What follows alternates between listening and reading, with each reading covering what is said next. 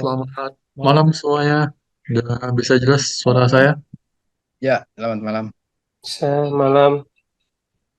Kita mulai untuk materinya. Rangkuman trading di bulan Maret.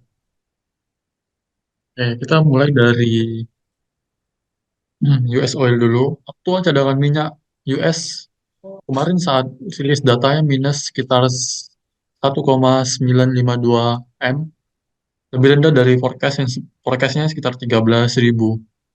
Seperti biasanya, Amerika Serikat setiap pukul 21.30 sering merilis data cadangan minyak yang diberikan dampak pada pergerakan oil. Cadangan minyak pada cadangan minyak AS pada bulan Maret bertambah sekitar 1,952 M, lebih rendah pada forecast sekitar 13 ribuan. Data ini dirilis menunjukkan aktual lebih rendah, yang berarti dapat memicu kenaikan harga oil. Saat ini harga bertahan di atas level 80 US dollar per barrel dan menghasilkan kenaikan sekitar kurang lebih 5% dalam 5 hari perdagangan terakhir. Pergerakan positif ini baru-baru ini terjadi di tengah meningkatnya masalah pasokan di Rusia yang dan kebutuhan migrasi kembali ke stok minyak mentah. Sehingga peningkatan permintaan, sementara itu penurunan terkini dapat dikaitkan dengan penguatan US dollar. Ini juga ada berita dari USD Jepang Yen. USD Jepang Yen naik ke level tertinggi dalam 34 tahun terakhir, nyaris menembus sekitar 152 ribu. Buruknya kinerja yen membuat USD Jepang Yen terus menanjak hingga nyaris menembus level 152 ribu pada perdagangan itu. USD Jepang Yen kini menyentuh ke level tertinggi dalam 34 tahun terakhir.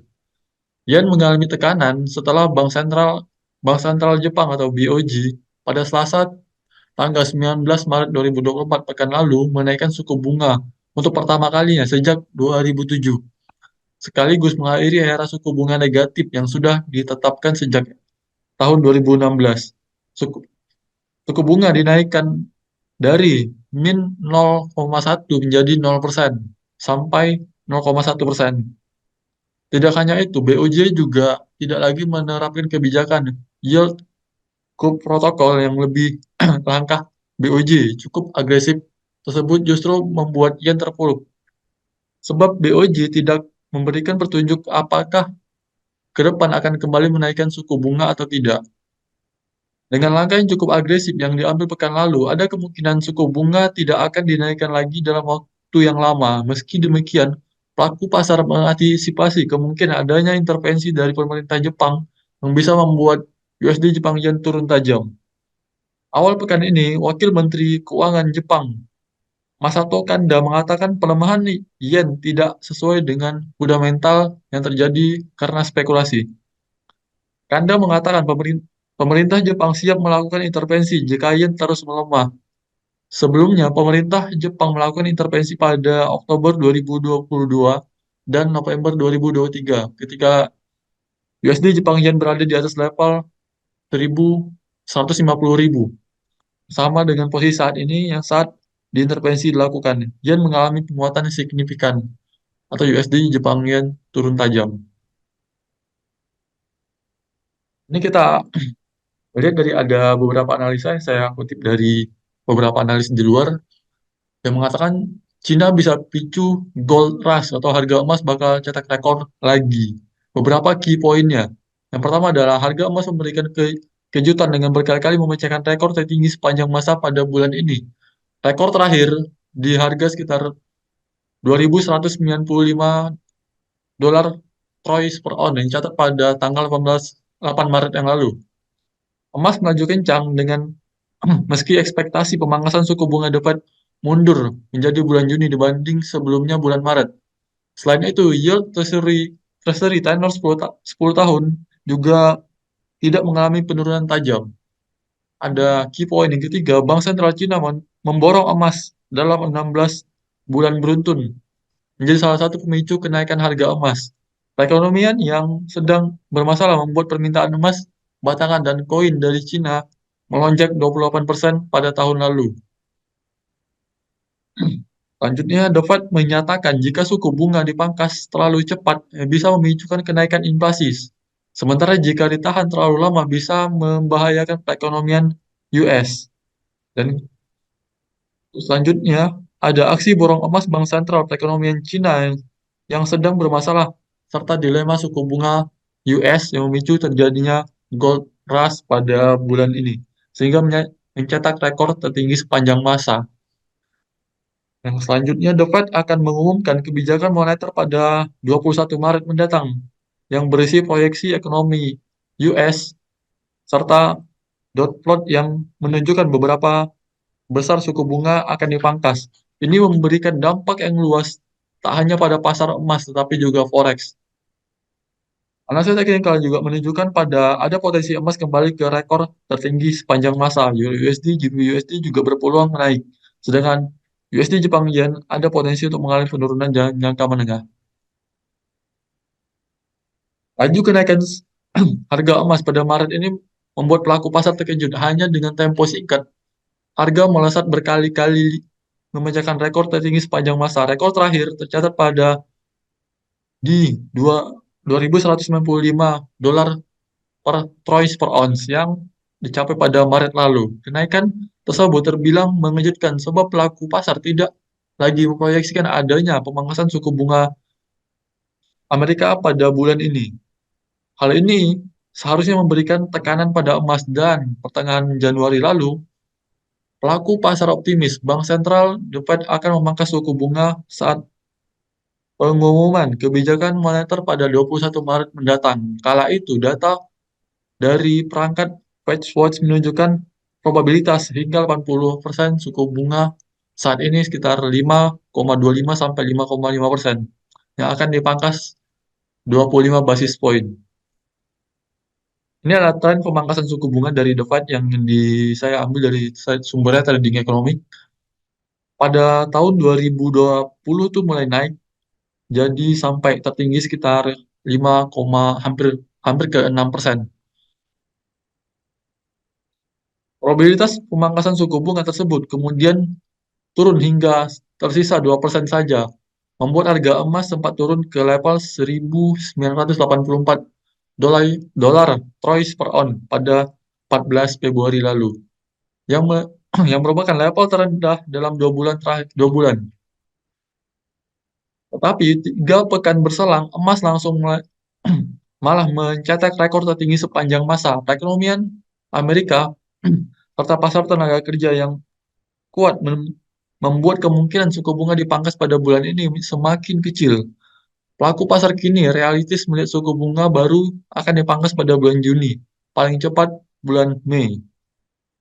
Fakta, emas justru terus melesat, kemungkinan pemangkasan suku bunga mundur agak jauh dari ekspektasi awal terbilang mengejutkan. Kenaikan tajam pun terlihat sejak berjalannya pergerakan imbal hasil Treasury tenor 10 tahun yang sebenarnya tidak mengalami penurunan tajam. Treasury dan emas sama-sama dianggap aset aman atau safe haven berdasarkan Treasury yang memberikan imbal hasil setara emas. Keuntungan emas hanya dapat capital gain. Sorry, keuntungan emas hanya dapat dari capital gain saat yield Treasury tinggi. Emas menjadi kurang menarik dan investor lebih memilih berinvestasi di treasury. Hal hal tersebut membuat pergerakan keduanya memiliki korelatif negatif. Yang artinya ketika yield treasury naik, maka emas kemungkinan menurun. Begitu juga sebaliknya.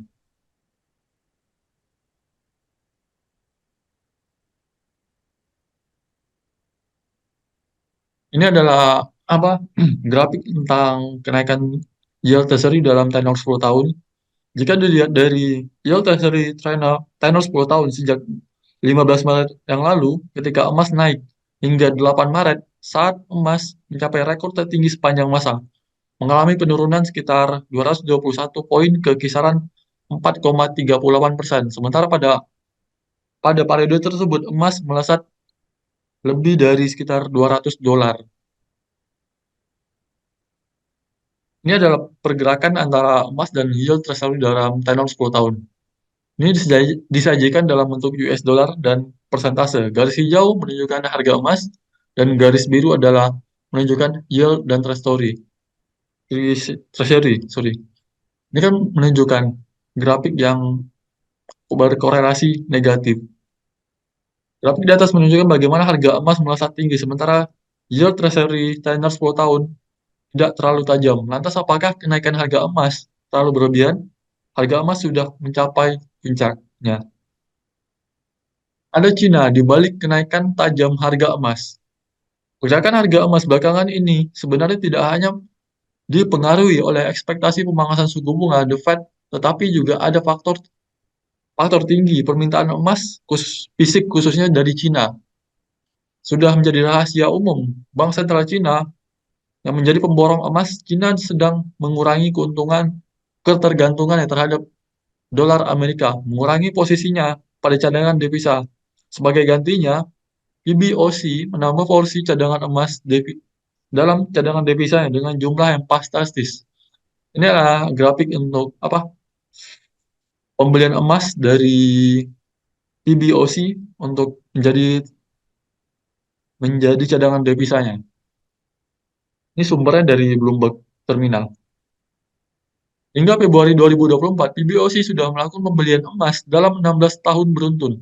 Berdasarkan laporan rilis awal bulan ini, PBOC membeli emas sekitar 390.000 troy per on pada bulan lalu. Total PBOC kini memiliki emas sebanyak 72,58 juta troy per on atau setara dengan 2.257 ton emas. Tidak hanya PBOC, warga Cina juga memborong emas. Sebabnya kondisi perekonomian memburuk dan merosotnya sektor properti yang membuat warga beralih ke emas yang dianggap aset safe haven. Berdasarkan laporan World Gold WGC, permintaan emas batangan dalam koin untuk investasi dari Cina mengalami lonjakan hingga 28% pada 2023 yang menjadi 280 ton. Kemudian emas untuk perhiasan mengalami kenaikan sekitar 10%. Tingginya permintaan tersebut sepertinya masih akan berlanjut pada tahun ini. Sebagai antisipasi buruknya kondisi ekonomi, hal itu terlihat dari lonjakan ekspor emas Swiss ke Cina dan Hong Kong pada Januari 2024 yang lalu. Ini adalah grafik yang menggambarkan tentang ekspor emas ke Cina dan Hong Kong. Ini mengalami kenaikan. Tingkat ekspor emas ini biasanya dijadikan proksi permintaan emas Cina. Pada Januari 2024, ekspor tersebut tercatat sebanyak 122.380 kilogram atau setara dengan 122,38 ton, nyaris 3 kali lipat lebih tinggi daripada bulan sebelumnya. Jika dibandingkan dengan Januari 2023, kenaikan lebih dari 130%. Permintaan emas global masih sangat tinggi pada tahun lalu. Bukan hanya dari Cina, WGC melaporkan total demand pada emas pada tahun 2023 mencapai 4.448 ton.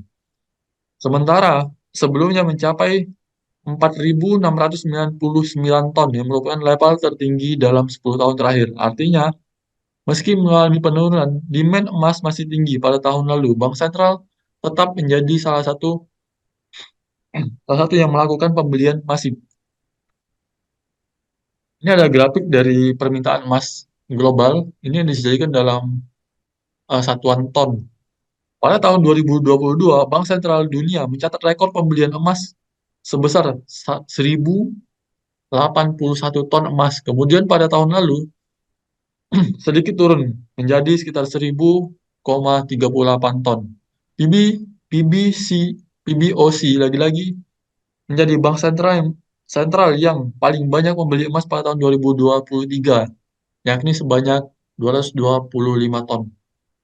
Secara kumulatif, sejak 2010 sampai 2023, Bank Sentral melakukan pembelian emas sebanyak 7.798 ton, yang kemudian dijadikan sebagai cadangan devisa.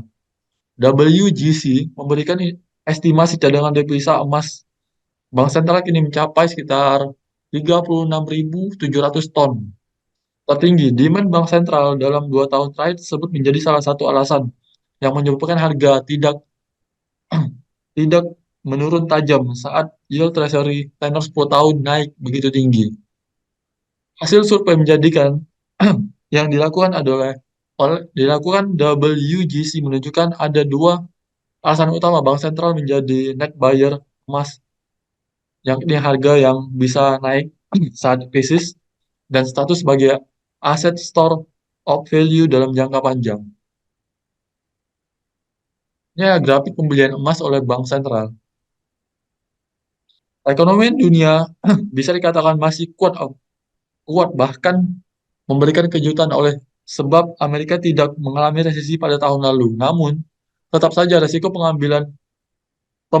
perlambatan ekonomi masih terus membayangi selama suku bunga sangat tinggi. Selain selain itu, perhatian kini beralih pada Cina sebab perekonomian yang sedang tidak baik-baik saja. Dana Moneter Internasional, International Monetary Funds bahkan menyebut Cina bias menyeret pertumbuhan ekonomi global. Sektor properti Cina menjadi sorotan sebab kontribusinya sekitar 25 sampai 30% perekonomian ke Cina. Sehingga kemerosotan yang terjadi tentunya berdampak signifikan. Selain sektor properti, investasi yang yang menjadi pendorong aktivitas bisnis yang sedang lesu, kontribusi investasi perekonomian Cina sangat besar, rata-rata sekitar 40% dalam 20 tahun terakhir. Kontribusi tersebut kini menurun. Pada tahun 2023 dapat diperkirakan sekitar 42,5%, terendah sejak tahun 2008. Ini ada The Fed tetap menjadikan fokus utama.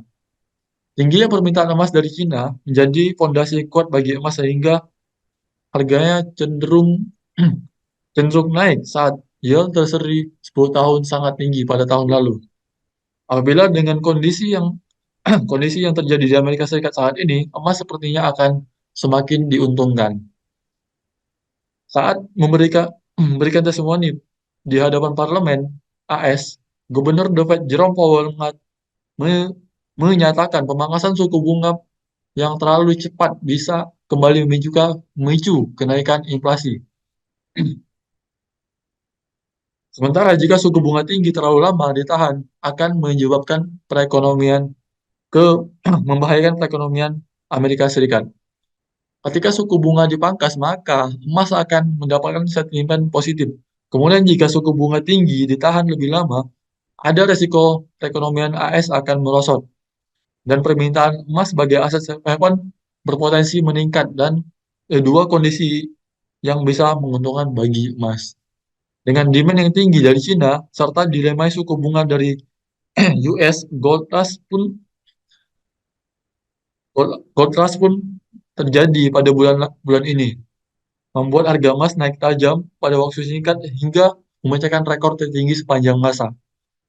The Fed akan mengumumkan kebijakan moneter pada Kamis tanggal 21 bulan 3 dini hari waktu Indonesia. Bank sentral paling powerful di dunia hampir pasti akan mempertahankan suku bunga sekitar 5,25 sampai 5,5 tertinggi dalam lebih dari 22 tahun terakhir. Ini ada probabilitas pemangkasan suku bunga pada bulan Maret.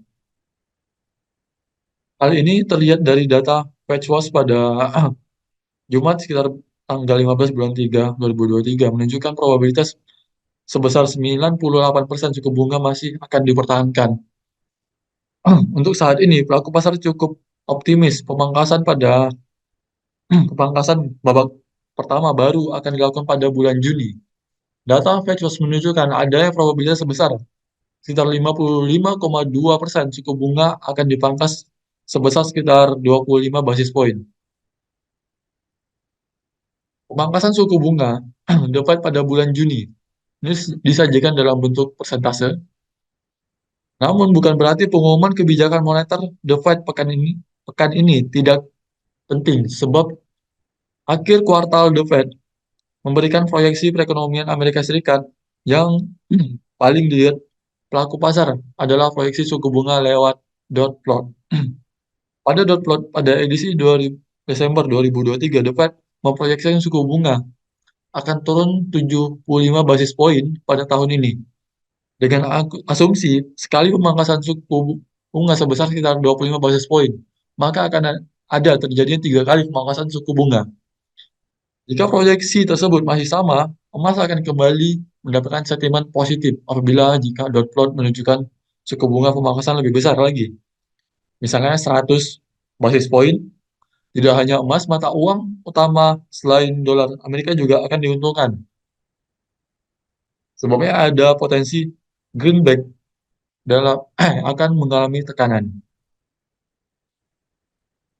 Oke, mungkin segitu untuk materi kali ini, Pak. Itu teknikalnya. Oke, untuk kita lanjut ke teknikalnya. Saya akan share screen. Halo, malam Bapak Ibu. Sebelum kita ke teknikal, barangkali Bapak Ibu ada yang ingin bertanya seputar fundamental yang tadi sudah disampaikan. Silahkan.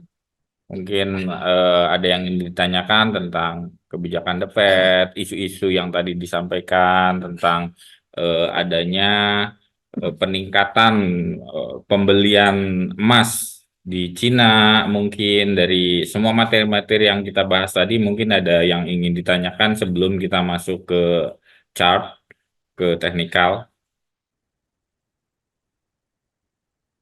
Boleh, barangkali ada yang ingin bertanya, silakan di buka open mic-nya.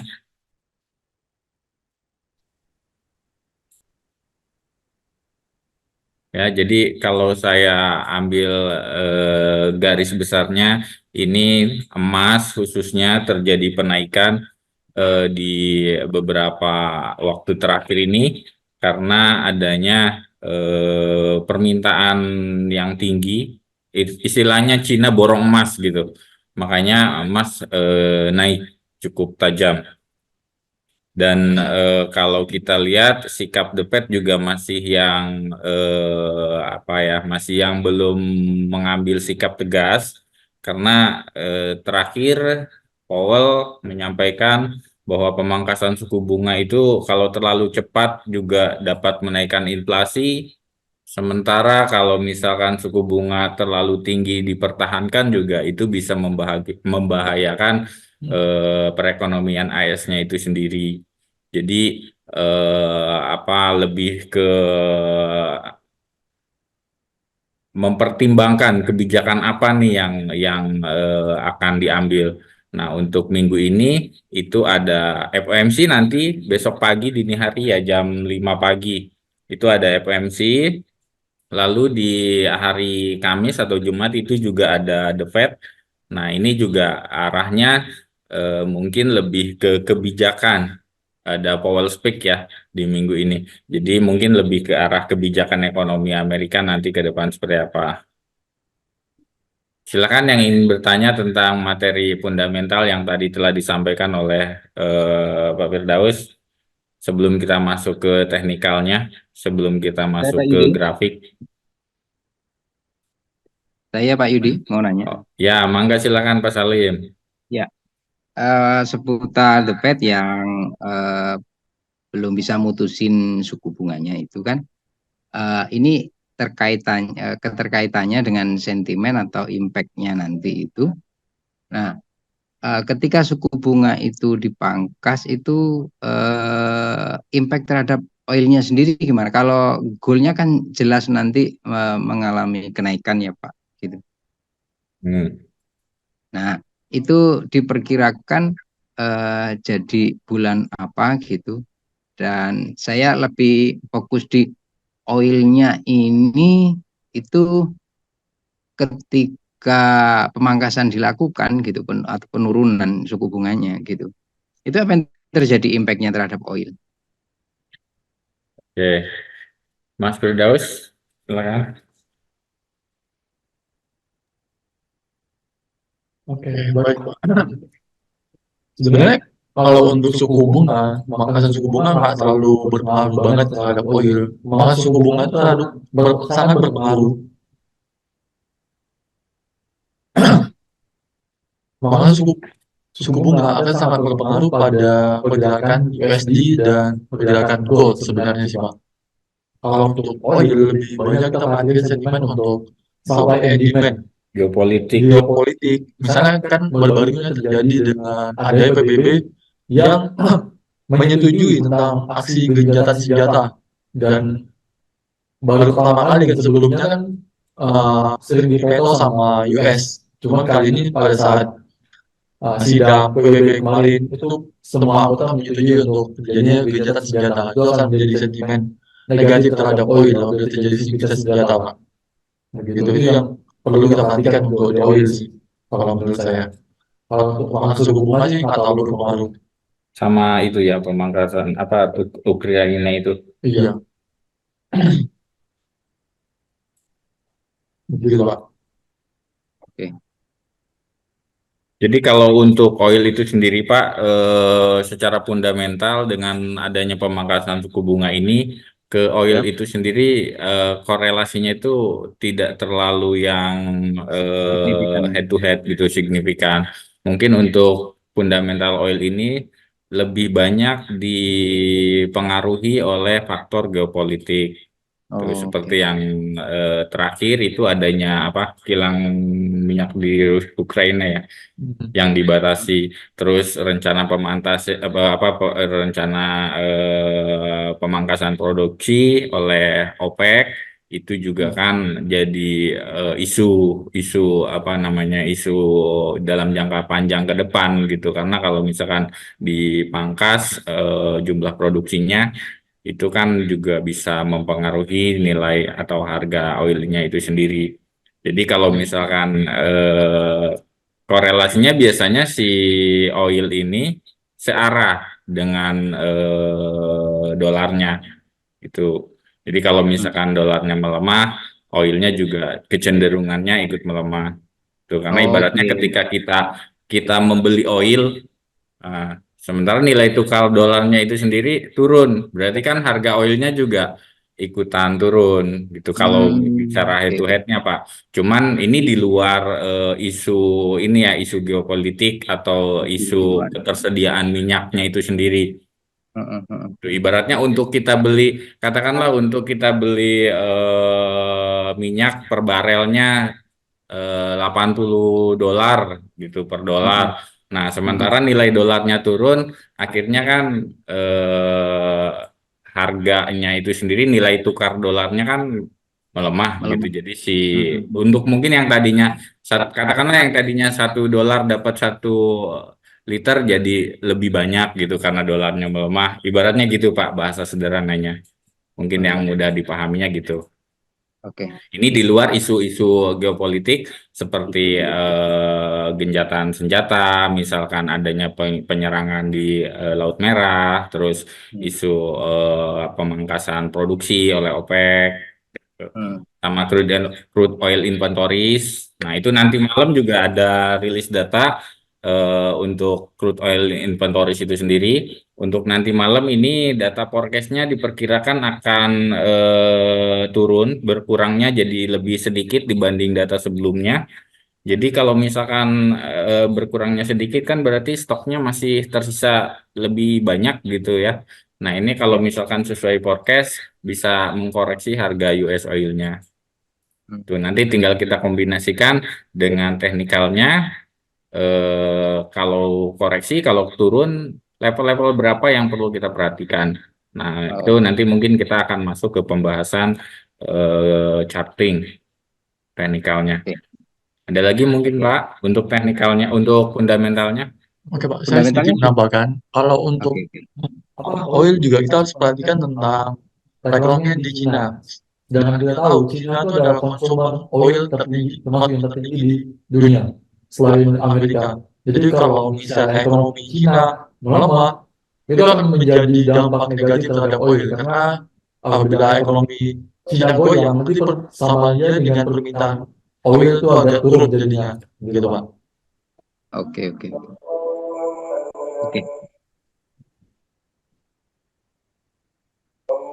Dari Bapak Ibu yang lain mungkin ada lagi pertanyaan seputar analisa fundamental yang tadi disampaikan.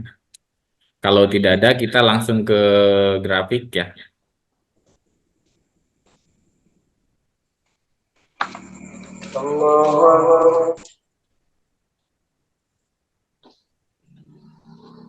Oke Pak, langsung aja Pak. Oke, kita coba lihat oil dulu. Ini oil yang webinar sebelumnya saya udah bikin tentang analisa analisa Untuk juga. mikrofonnya Pak Firdaus mantul Ya. Pak. Mikrofonnya mantul ya. Eko. Mantul. Hmm. Agak dikecilin. Coba ngomong. Tes. Masih nggak Pak? Coba Pak Pak Firdaus. Salim suaranya masih Ya, eko. coba Pak Firdaus tes. Halo Pak. Ya, berkurang udah, berkurang. Oke. Oke. Ya, ini kan saya ada historis yang kita analisa di webinar sebelumnya. Kalau oil akan ada kenaikan, ini target sekitar 82,7 dan ini sudah tercapai. Dan saat ini dia lagi konsolidasi dan kemungkinan akan melanjutkan kenaikan sekitar kurang lebih sekitar 84. Kalau kita lihat secara analisa teknikal, ini adalah bentuk akan berpotensi membentuk pola double bottom. Tuh. Ini ada potensi untuk double bottom. Tapi double bottom akan valid apabila jika dia break dari sini, tes langsung naik. Dana doang. Break dari sini, ini baru valid level double bottomnya. Ini ada potensi double bottom dan melanjutkan kenaikan kurang lebih sekitar 4,6. Sorry, 4,5.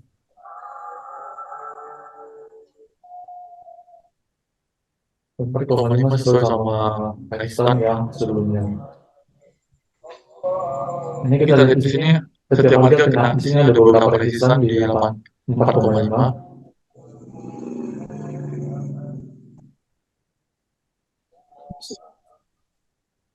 Ya, di sini ada salah satu resistance yang cukup kuat, di mana harga kena mental. Di sini juga US oil juga berpotensi untuk melanjutkan kenaikan dengan target selanjutnya sekitar 84,25 dengan pola ini terindikasi dengan pola double bottom seperti ini. Tapi apabila dia break dari level-level sini, dia akan menjadi yang change of character. Dia akan melanjutkan penurunan ya. Kurang lebih sekitar di area kalau kita tarik dari Fibonacci biasanya di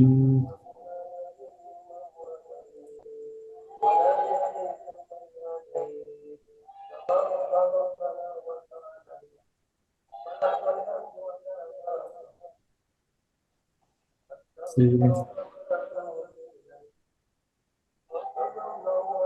Apabila dia nge-break dari level 80,24, dia akan berpotensi untuk melanjutkan penurunan. Apabila dia break dari sini, dia mungkin akan lanjut ke sini atau ke sini. Tapi indikasi saya kalau bila pengen open posisi, coba perhatikan apabila ada rejection di sini, juga kalau kita lihat dari 4 hours, ini terindikasi kuat untuk melakukan kenaikan. Di sini juga ada candlestick hammer. Ini tanda kalau market cukup kuat untuk melanjutkan penaikan. Yang tersebut dengan pola bullish menguasai pasar di sini di candle ini. Ini saya bilang ada pola terindikasi double bottom. Apabila kurang yakin, tunggu dia break dari level sekitar 82,05.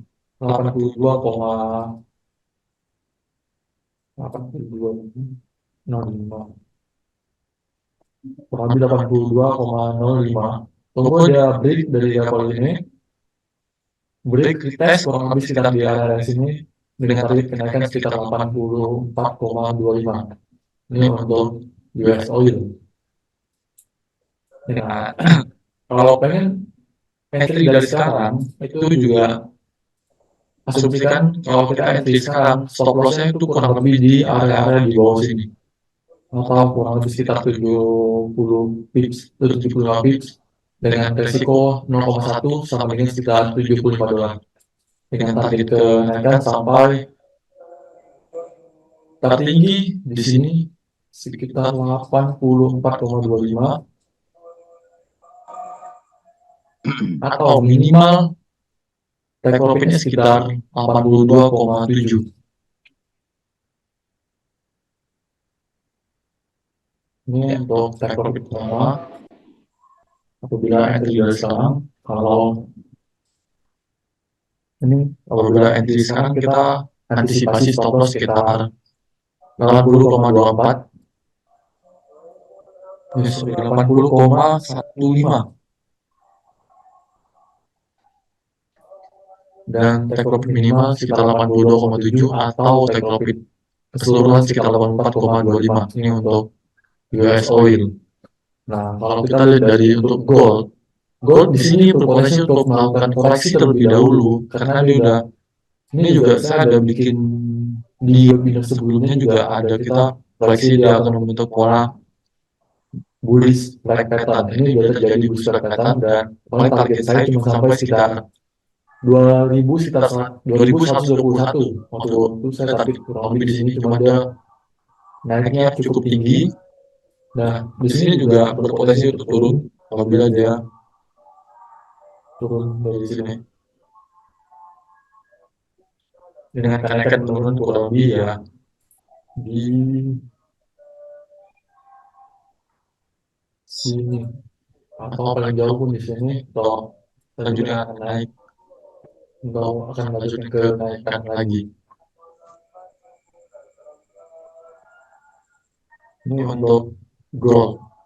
Untuk gold kurang lebih koreksi sekitar apabila dia koreksi, apabila dia reject di area sini, dia reject, dia akan melanjutkan penurunan sekitar 2121 atau paling jauh sekitar 2087. Ini area paling jauhnya atau paling terdekat sekitar kurang lebih sekitar 2121 apabila dia melakukan koreksi. Di sini juga terdapat level golden ratio. Golden ratio Fibonacci 0,618 pas di sini kan dia akan melanjutkan reject. Ini berpotensi untuk melanjutkan ke penurunan.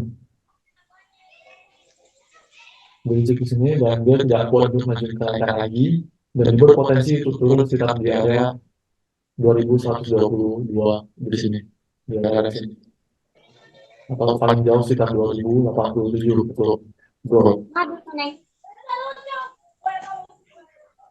Ini juga forecasting dari webinar sebelumnya. Saya ada bikin forecasting kalau indeks US dollar dia membentuk pola pattern IHNS.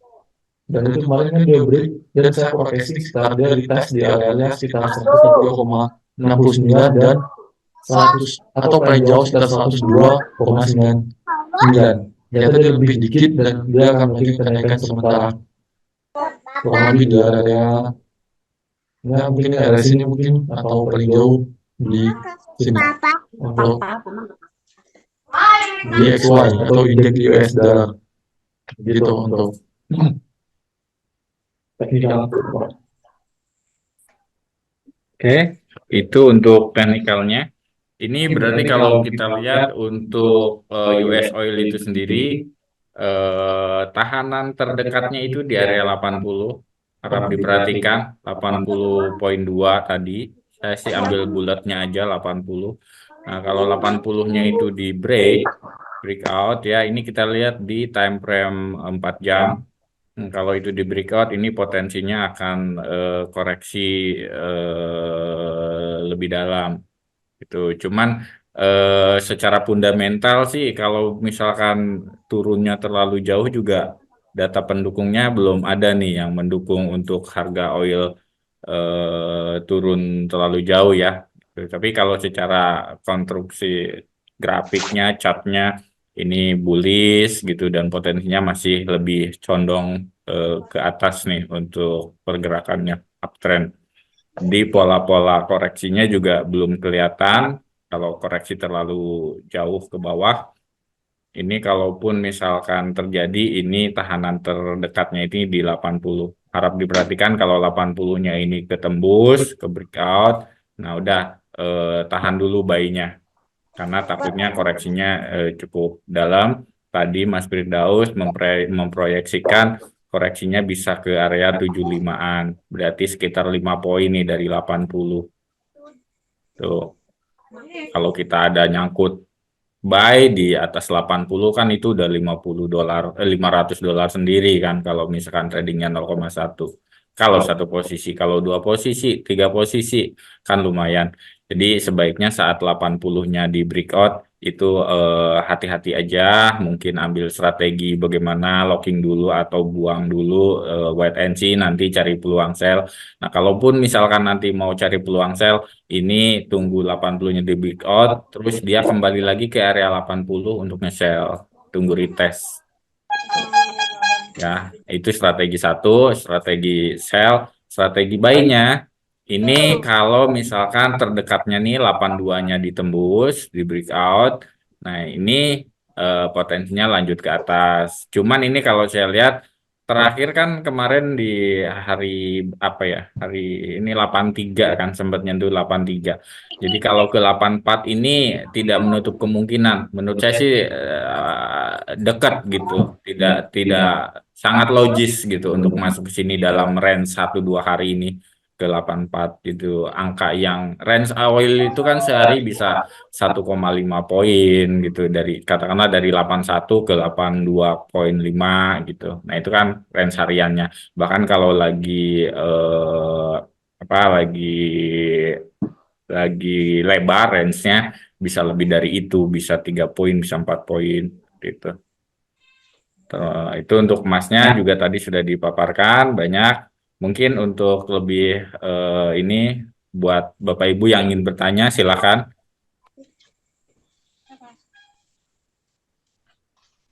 Pak Salim, monggo Pak kalau ada yang ditanyakan Pak Oke, saya teknikalnya. bicara proyeksinya Pak untuk target si oilnya sendiri. Saya baca di investing.com dari sekian analisa-analisa gitu atau berita-berita dari para trader itu. Betul nggak proyeksinya mau sentuh 90, 91 tuh oil?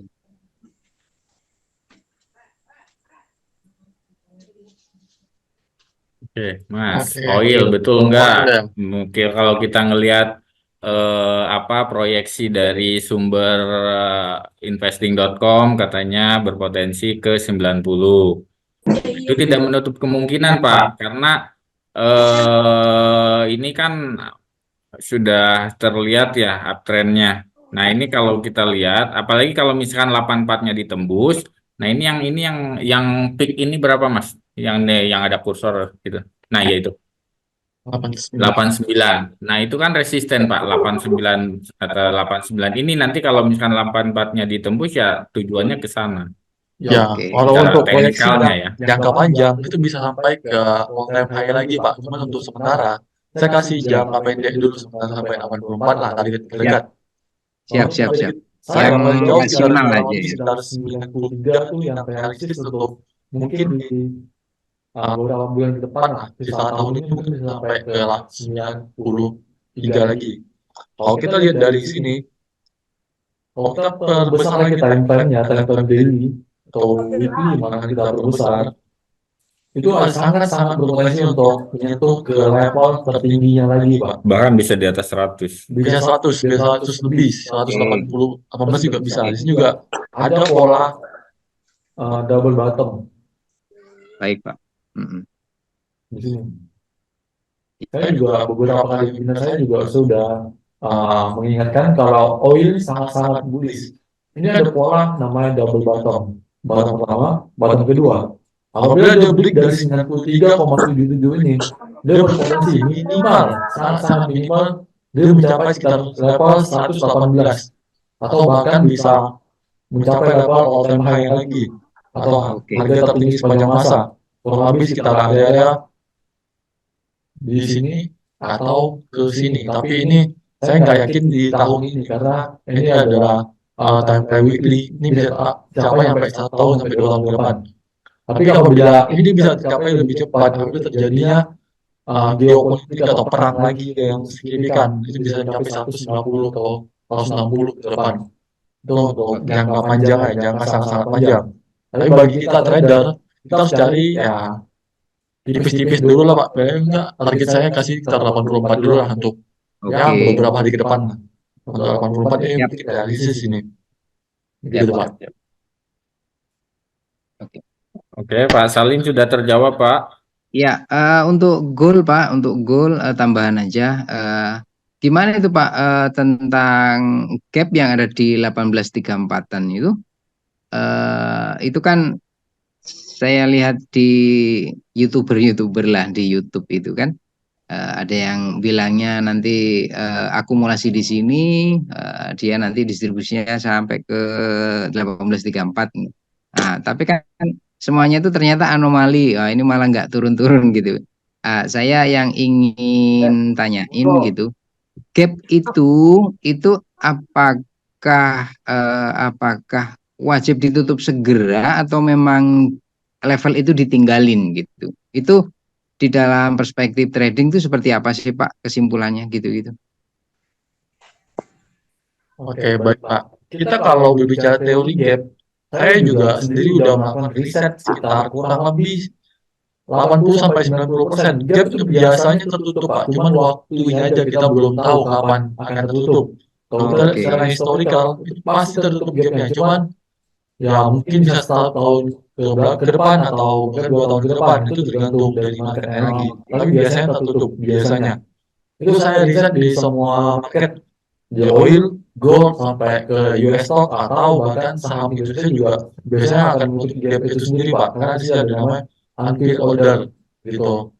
Iya. Itu Jadi biasanya bukan kalau berarti trader-trader sih biasanya cari di gap apabila kalau kita menemukan ini kan gapnya udah besar dan jauh, itu pasti akan lama. Kalau bila kita menemukan gap di time frame yang lebih kecil, misalnya M15 atau M30, itu sangat-sangat berpotensi untuk ditutup dalam waktu yang dekat. Apabila gapnya terjadi di time frame yang besar, itu kemungkinan akan lambat tertutup, Pak. Begitu. baik. Terima kasih Pak. Oke, Pak.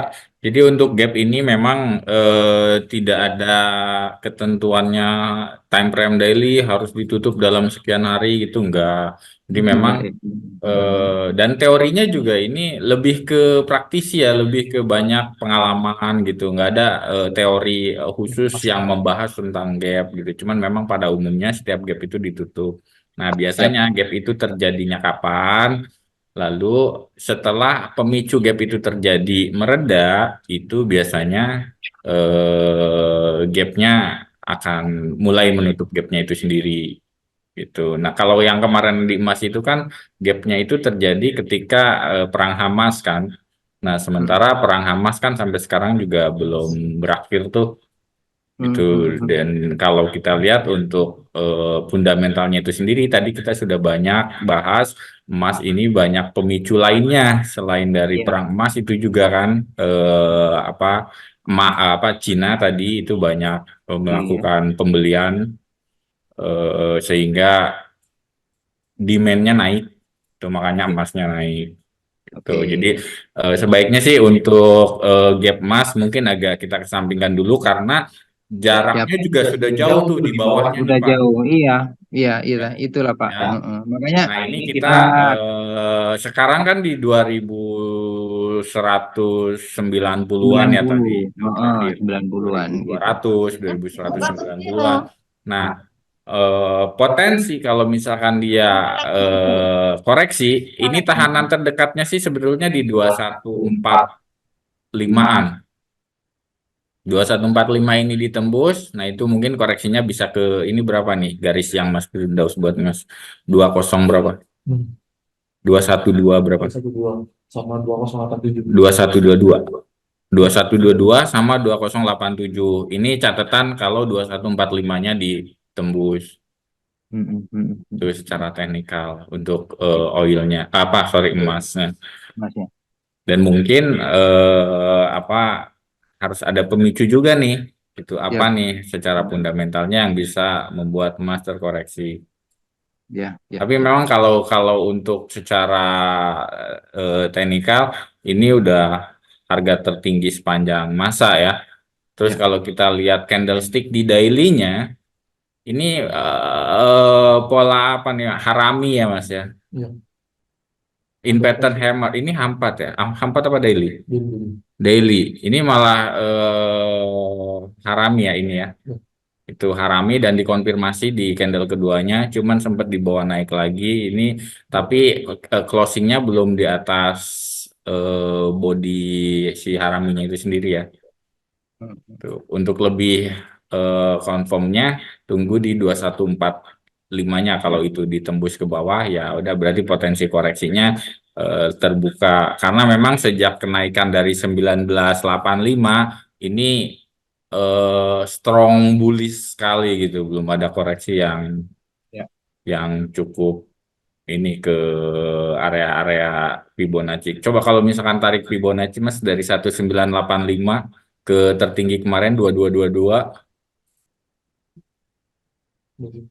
dari 1985 kan mulai dia rally itu dari 1985 nih. Ini ya Nah itu ya, tarik ke harga tertingginya, gedein aja candlenya.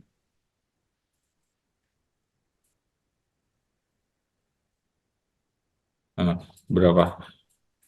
Ini kemarin 2145 itu adalah Fibonacci level 0,382, tertahan di situ ya, betul nggak? Ya.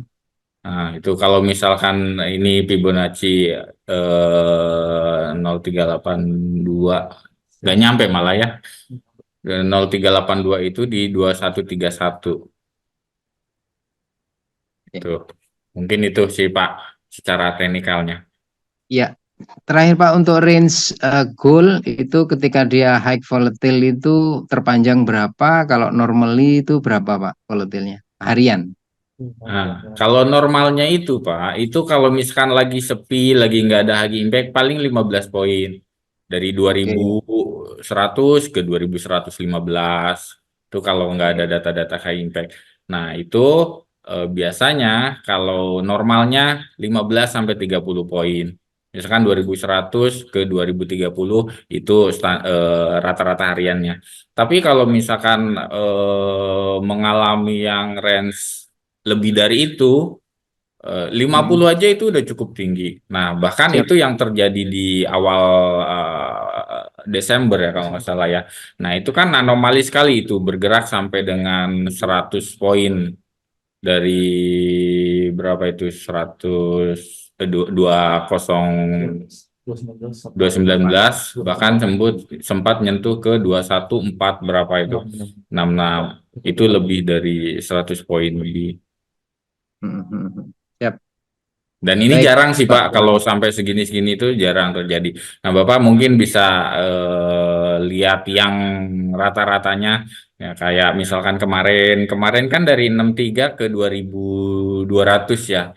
Nah itu kan sekitar 2163 ke 2200, itu kan sekitar 35 poinan ya kurang lebih. Nah, itu memang rata-ratanya itu sekitar 30 poinan. Siap. Sesi Asia, sesi Eropa itu biasanya 15 poin. Lalu naik ke 30 poinnya itu di sesi-sesi New York biasanya saat ada rilis data yang high impact dari Amerika. Oke. Baik Pak, terima kasih. Ya, ada lagi mungkin Pak? Pak, izin tanya Pak. Ya, silakan Pak. Ya, yang untuk kan tadi kan ada paparan oil sama emas ini yang dominan kita bahas sekarang ini. Ya. Yang untuk kita trader sih, yang untuk main sekarang ini jangka waktu 2 minggu menjelang Lebaran ini, yang enaknya di mana? Tadi kan year on year tadi prediksi fundamental dan teknikal. Yang emas pun tadi bergeraknya di 219, padahal secara historikalnya sampai 2200 kan tadi pembahasannya. Sedangkan di data tadi kan di 2100-an. dengan di fundamental tadi. Jadi yang Oh. enakin kita untuk trader pemula dengan ketahanan dana yang kecil, berapa enaknya kita di oil atau di emas dulu saat ini. Walaupun karena fundamentalnya kan belum nampak ini untuk ukuran yang pastinya, baru forecast saja kan. Kedepannya kan ada. Jadi kita lihat rekor teknikalnya yang sekarang ini enaknya di mana. Setidaknya kita bisa akan bermain cepat. Kita nggak mungkin tahanannya lewat hari per hari karena ketahanan kita kan dananya kecil cuman itu Ya. mungkin. Terima kasih. Oke Pak, jadi untuk kondisi emas ini sendiri terakhir ini memang range-nya agak lebih melebar Pak ya. Itu tadi mungkin Mas Firdaus sampaikan 2190-an itu adalah harga tertinggi sebelumnya, minggu sebelumnya ya, sebelum ke 2022 yang pagi hari itu. Ini kalau misalkan kita lihat apa? Nah itu Mas. Nah itu yang ada kursor itu. Nah itu kan 219 berapa tuh? 2195 saya ingat itu. Iya kan? Nah, itu mungkin materi yang tadi disampaikan itu 2195 itu harga yang ini nih, Pak. Kursornya ke sini ya, biar Bapaknya. Nah, di situ. Nah, baru terakhir beberapa hari lalu itu di breakout nih. Dia bikin new high baru ke 2222 gitu. Nah, ini kalau kita lihat, ini ada potensi juga untuk terjadi head and shoulder sebetulnya. Cuman belum sempurna. Kemarin kan di hari kemarin persis, ini ke 2200, ini kan hampir sejajar nih dengan 2195. Coba kalau Masnya ini bikin left shoulders, yang tadi 2195 yang ini. Enggak, yang tadi yang pertama. Nah, yang ininya, nah itu, ya, ya. Nah, nah gitu. Cuman memang ininya agak-agak miring ya untuk ininya. Ada potensi juga seperti ini. Nah, makanya tadi saya bilang ini tahanannya di 2145 ini. Kalau misalkan 2145 ini di breakout, nah potensinya untuk koreksi ke bawah. Karena dari secara teknikal dari 1985 pun ini belum ada koreksi gitu. Strong bullish sekali gitu, Pak. Nah, untuk alternatif bagi nasabah yang marginnya terbatas, mungkin bisa keluar dulu dari emas karena kayak kemarin kan sore-sore tahu-tahu terbang dia dari 2160-an terbang ke 2200-an. Nah, itu kan juga padahal nggak ada rilis data yang high impact ya, cuman ada isu dari eh, COMEX itu yang bursa emas. Nah, itu kan cukup lebar kalau misalkan dia gerak dari 63 ke 2163 ke 2200 itu kan sekitar 35 poin. Kalau 0,1 udah $350 sendiri kalau satu posisi. Nah, bagi yang marginnya tidak cukup kuat menahan plottingan, mungkin bisa ke forex dulu gitu, Pak Ami. Tadi Pak Ami ya yang bertanya ya, Pak. Pak Eko, Pak. Oh, Pak Eko. Baik. Ada lagi mungkin Pak Eko pertanyaannya? Ya, yang ini kan kemarin kan coba kita emas kan tadi kan prediksinya kan kena isu aja bisa bergerakannya lumayan kan. Interval Ya. turun dan naiknya itu cukup signifikan terhadap kita pemain dengan margin kecil gitu loh. Kita kan sekarang kan inginnya kan win kan kalau kita trader nggak loss kan itu. Makanya Ya. seenggaknya kan teknikal fundamental kita abaikan dulu sekarang karena fundamentalnya ranknya terlalu jauh kan kita mengambilnya. Yang kita kan ambil jarak dekat karena kita mainnya kan minute to minute atau jam lah paling jauh. Karena ketahanan kita itu nggak kuat, benteng kita nggak kuat dengan dana kita. Soalnya kemarin sempat seberapa itu dari itu langsung loss dia, langsung ketahanan itu habis. Nah, setidaknya kita mengamani itu kan trader sekarang. Kalau pemain yang besar oke lah aman dia. Berapapun dia tahan dulu, hold, nanti bisa dia balik lagi. Tapi yang kita kecil pasti loss. Habis loss tuh keluar lagi di trader nggak main kita lagi. Itu sebenarnya yang minta teknikalnya itu ukurannya itu menit berapa atau di jam berapa kita enaknya main di Asia atau di Eropa. Untuk Sebenarnya emas ya, kita Pak? dapatkan. Iya emas dulu kita nih basket karena levelnya emas.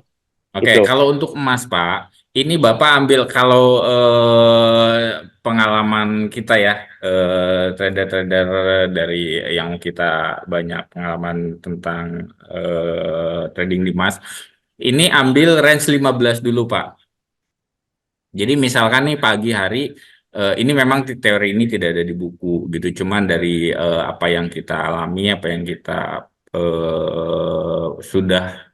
sudah amati gitu ya. Ambil 15 range terkecilnya dulu 15 poin. Jadi kalau misalkan dia udah ngebreak 15 poin, mungkin cut dulu atau misalkan kunci dulu, jangan terlalu membiarkan posisinya. Misalkan nih pagi hari, biasanya kan pagi pagi hari itu dia gerak sekitar 5 poin sampai 10 poin. Dibuka katakanlah di 2160 misalkan. Dia akan turun misalkan ke 2155 atau naik ke 2165. Habis itu dia ngebentuk nih. Ini kita bicara time frame kecilnya. Nanti di time frame Ya. kecilnya kelihatan tuh apakah mau lanjut ambil 5 poin lagi, berarti naik lagi ke 2170 seperti itu. Kalau misalkan kita nahan udah nahan 15 poin dan belum ada tanda-tanda pembalikan, sebaiknya di hold dulu atau dikunci dulu lah, dilepas misalkan. Kalau misalkan oh berarti kita salah analisa, atau kunci dulu lalu lepas, biarkan dia geraknya mau berapa sampai dia balik lagi ke kunciannya kita, baru nanti kita ambil analisa ulang apakah mau dibuka kunciannya atau bagaimana. Atau mungkin kalau misalkan ini bicaranya tidak ada margin tambahan untuk top up ya Pak, mungkin strateginya seperti itu. Ada lagi Pak Eko? Oh ya, jadi rank waktunya kita kalau pagi itu jam berapa, Pak? Kalau Pagi itu nanti biasanya naik. jam 8, jam 9 Pak, ada pergerakan itu. Jam Ya, 7, pergerakan itu. jam 7 juga biasanya itu kan masuk sesi Asia ya, buka ya, Ya. Jepang, eh, toilet ya. Jepang itu kan buka. Nah, biasanya di pagi hari itu juga sering ada gerakan yang cukup cukup kencang gitu ya. Tapi biasanya jarang sih Pak lewat lebih dari 15 poin, kecuali kalau anomali seperti yang terjadi di 2000 di tahun lalu di awal Desember, itu yang sempat nyentuh 2140-an itu. Nah, itu kan pagi-pagi naik lebih ya. dari 15 poin gitu kan. Nah, Hmm, itu anomali dan jarang terjadi gitu. Jadi ibaratnya satu sisi yang buy diuntungkan, yang sell dirugikan. ya, ya. Tapi pada umumnya, coba Bapak perhatikan, pagi-pagi, katakanlah nggak ada data-data high impact dan kita tidak bicara kondisi anomali ya. Itu biasanya geraknya itu sekitar pagi 5 poin, lalu menjelang masuk sesi Eropa nambah 5 poin lagi, jadi 10 poin, nambah 15 poin, baru di malam hari itu dia kalau misalkan pun nambah, ya paling ke 20, ke 30. Atau mungkin balik lagi. Kalau ke balik lagi harganya ke area open, berarti kan ngebentuk doji candlenya No, sip, sip. Jadi gitu ya, Pak. soalnya kan, tapi kan sebenarnya detail yang kayak gini sebenarnya enaknya kita kan bahasnya. Kalau terlalu rank jauh, sebenarnya Hmm. ngambang buat kami-kami yang majing-majing kecil. Oke, kalau yang apa sebenarnya apa menit to menit atau jam per jam, Ya, hari per hari lah rank yang paling jauh kita bicaranya. Jadi enak kursusnya untuk membuat polanya teknikal. Kita kan bahasnya teknikal. Fundamental itu betul. kan terlalu jauh. Nunggu Ya, dulu besoknya atau jam sekiannya. Sedangkan kita udah eksekusinya kan udah dari sebelum-sebelumnya. Jadi nampak ya. ukurannya. Jadi enak Dan kita nantinya itu. harus mantau di candle time frame kecil ya Pak. Kalau untuk Ya, ya, ini minimal ya betul. 15 menit. Atau kalau punya waktu luang ya di 5 menit juga boleh. Cuman kalau 5 menit kan terlalu cepat. Tapi di 15 menit sih idealnya itu kita udah bisa lihat, wah ini udah lewat dari, kalau saya sih biasanya per period gitu ya. Per kenaikan dia sekali naik jebret 5 poin, habis itu ranging naik nggak kemana-mana gitu di situ, lalu nambah lagi 5 atau balik lagi dikurangi 5-nya gitu misalkan. Nah itu jadi Bapak batasi setiap harinya di 15 poin dulu ketahanan dananya, misalkan berarti kalau misalkan 0,1 15 poin kan $150 ya Pak, Ya, betul ya. oke, oke. gitu. Oke, Nanti terima Bapak kasih. lihatnya di time frame kecil, di time frame Iya, 15 udah mulai iya. ada tanda-tanda candlestick. Yang Bapak pelajari apa? Trend line, candlestick atau pattern atau apa teknikalnya? Line sih. Trend line ya. Ya, jadi Iya, ketika ada trend line yang di breakout, ya udah lebih baik diamankan dulu, mungkin dikunci dulu atau bagaimana gitu. Untuk mengantisipasi terjadinya pelebaran range iya. gitu. Ya sih. Oh, enggak sih, makasih sih. Soalnya kan kita cukup sedikit sini. Cuman itu lebih intens nanya itu biar lebih yakin sih dengan pemahaman ilmu untuk teknikalnya yang Ya, daripada fundamental. Karena kita bahasnya kan di chartnya itu timeline. Nanti kalau saya bisa lihat kan nanti chartnya di range 5 menit kan. Nanti kita lihatnya itu ukurannya. Soalnya betul. buat kawan-kawan yang lain juga nanti dia yang mau join bisa paham dia, nggak sebatas ya apa untung-untungan. Jadi Betul. proyeksi teknikalnya itu jelas terukur Ya. gitu loh. Nah gitu. Kalau Soalnya kalau saya pribadi sih pasti bertanya sih Pak, kalau misalkan ada pergerakan lebih dari 30 poin itu. Ini ada apa? Ada news apa sih kok sampai bergeraknya di atas 30 poin dalam sehari ini Mas gitu. Pasti ada pemicunya, mungkin ada rilis data inflasi kah atau data ketenaga kerjaan misalkan ada pemicunya. Tapi kalau misalkan nggak ada data-data, makanya itu perlu juga tadi saya sampaikan pantau kalender ekonomi untuk ancang-ancar, ancar-ancar gitu ya. Kira-kira, oh hati-hati nih di jam segini akan ada rilis data ini bisa menggerakkan emas gitu. Nah ini udah geraknya udah sekian poin. Nah itu bisa jadi ini juga jadi ancar-ancar tadi. Mungkin itu sih Pak Eko. ya jeda-jeda 5 menit habis pengumuman berita kalau gitu kan kita lihatnya kita ambil eksekusinya kan kalau gitu lagi. Ya. Jadi hold kita dulu kan. Ya, betul. Nah, memang kalau mau lebih amannya sebelum rilis data, kalau ada posisi plotting, lebih baik nggak usah ambil resiko, di Mm-mm. locking dulu misalkan, atau kalau minusnya belum banyak ya udah buang dulu. Nanti juga keganti saat kita udah tahu arahnya kemana gitu kan. Tapi kalau misalkan minusnya lagi cukup lumayan, ya cari aman lebih baik dikunci dulu daripada nanti kita nggak tahu rilis datanya apa, ternyata malah bikin kita stop out kan, Mm. Iya. gitu. O- Oke, makasih Pak. Ya, sama-sama Pak Eko. Oke, ini saya ada pertanyaan dari Pak Ami USDJPY. Pak Aminya masih ada ya, Pak? Oke, ini untuk USD Jepang Yen ya. USD Jepang Yen saat ini sedang berada di area resisten. Apabila dia melakukan penembusan dari area-area ini,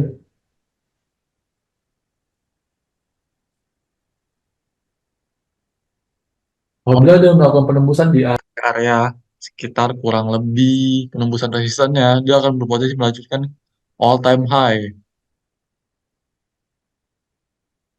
kurang lebih di area 152.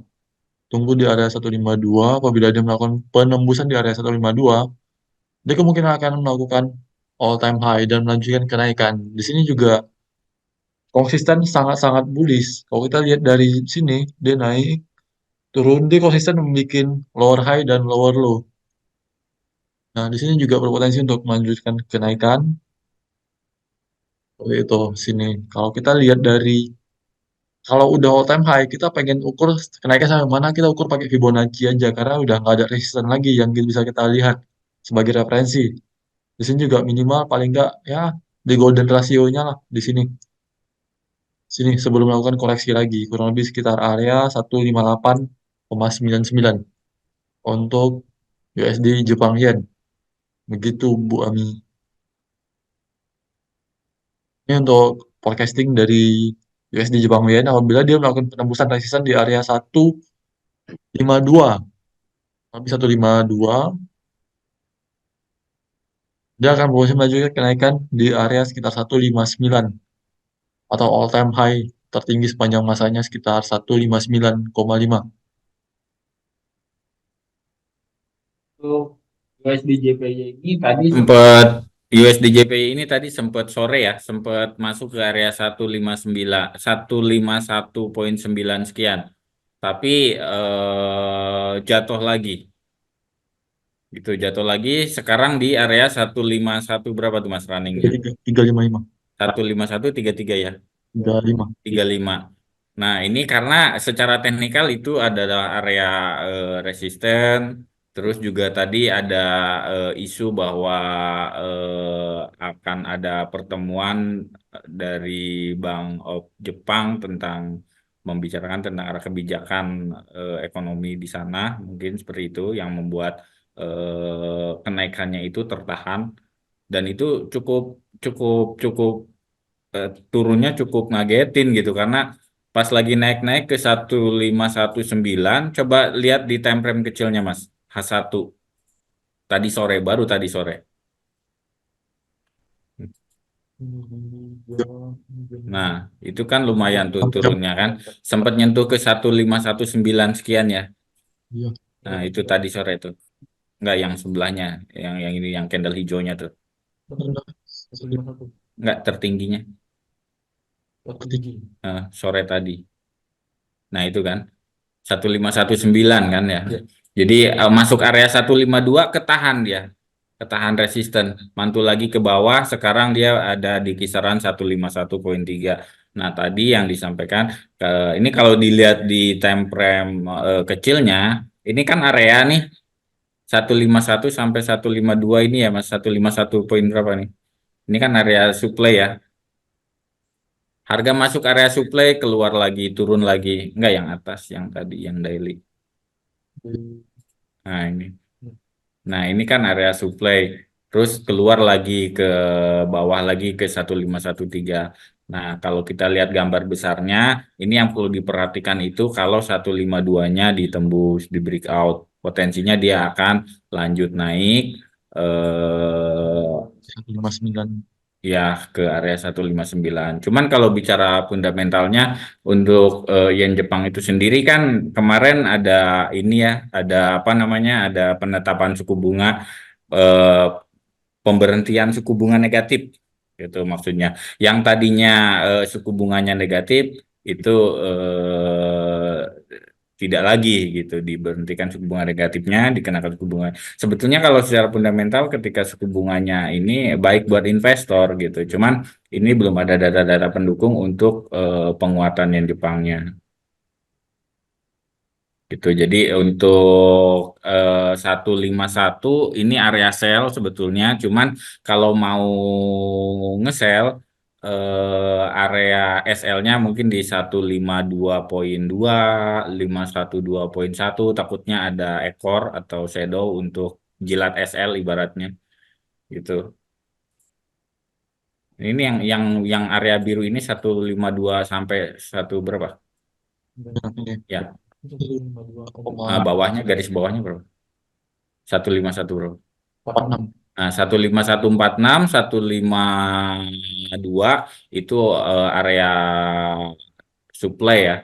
Area supply di time frame besarnya. Makanya ketika masuk area supply turun lagi, masuk area supply turun lagi gitu. Ini kalau bicara teknikalnya. Nanti kalau area supply-nya ini ditembus, ini akan berubah jadi area demand. Dia akan cari harga resisten tertinggi awal resisten barunya. Tadi kalau kita ukur karena sebelumnya belum ada tertinggi dalam sejarahnya baru di 152, kita ukur secara Fibonacci itu potensinya ke 159 dengan catatan 152-nya di breakout. Ini kalau bicara teknikal. Mungkin itu Bu Ami. Menyela Bapak-bapak. Ya, silakan Pak. Iya, boleh pamit saya. Oh ya, boleh Pak. Silakan. Ya, Bu terima Ami, kasih Pak. apakah Semua terjawab Pak? penilaian. Bu, analisanya? Baik, kalau tidak ada pertanyaan, ini mengingat waktu juga sudah menunjukkan pukul 9 kurang ya, sudah cukup terpakai 1 jam lebih kita jalan acara ini. Mungkin kalau tidak ada pertanyaan dan untuk USD JPY, Bu Ami kalau sudah terjawab, mungkin sudah bisa di close ya pertanyaannya ya Bu ya. Oke. dia masih mati. Oke, baik. Kalau tidak pertanyaan lagi, mungkin itu yang bisa kita sampaikan pada malam hari ini. Dari Mas Firdaus, mungkin terakhir ada yang ingin disampaikan lagi? Nggak ada itu aja sih. Itu aja ya, cukup. Baik. Saya rasa sudah cukup banyak hal-hal yang bisa kita ambil dalam acara malam hari ini. Tadi kita sudah banyak belajar membahas tentang analisa rangkuman analisa di bulan Maret dan forecast di bulan depan, bulan April. Semoga apa yang kita bahas malam hari ini dapat bermanfaat untuk kita semua. Dan saya di sini sebagai wakil lelang dari PT HSB mengucapkan terima kasih atas partisipasinya, atas waktu dan kesempatannya telah join di acara ini. Semoga kita bisa bertemu kembali di lain waktu, dan apa yang kita pelajari hari ini dapat bermanfaat buat Bapak Ibu semua. Mungkin itu. Terus update informasi, update berita ekonomi, dan update skill trading kita agar risiko-risiko dalam trading dapat diminimalisir. Karena risiko datang itu ketika kita tidak tahu apa yang kita lakukan. Warren Buffett. Sekian dan selamat malam. Assalamualaikum warahmatullahi wabarakatuh. Waalaikumsalam.